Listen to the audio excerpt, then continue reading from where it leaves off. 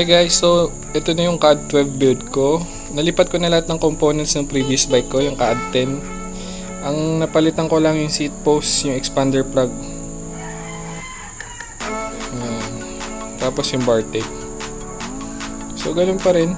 Ultegra 6800 sear silicone hood, cut Bartape, nagpalit na ako. FSA carbon coated aluminum. Ito yung expander plug na pinalitan ko. So lightweight na siya, carbon yung top cap. So SSG plus yung mount niya. RS11 wheelset with konti Gatorskin 23C. Aluminum Zefal bottle cages. 5034 yung crank ko, 1228 yung cogs. 105-5800 carbon pedals. Tapos yung seat post ko, ayan, Cannondale C2 Carbon seat post. Hindi ko pa siya napuputulan, kaya marami pang igagaan yung bike. Kasi ito, China Carbon na San Marco. So yun, titimbayin ko siya para makita nyo yung actual weight niya.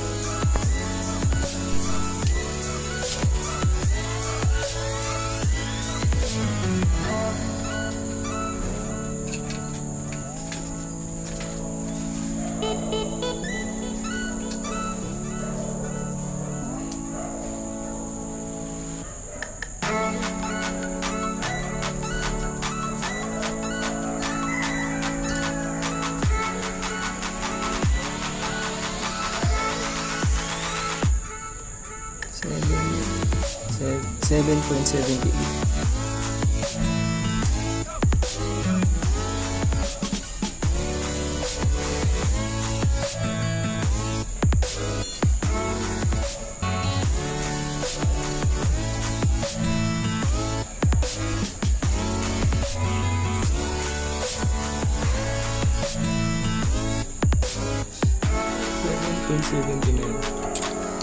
So dun sa last video ko, yung weight niya is 8.0 something, less than 8.1 kilos.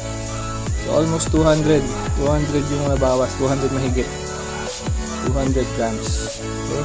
Considering na yung seat post niya mahaba pa, marami pa akong pwede putulin, and bababa pa siguro siya ng 7, siguro flat 7.7 or 7.65. Okay, so yun yung Caad12 aluminum build natin, aluminum bike build.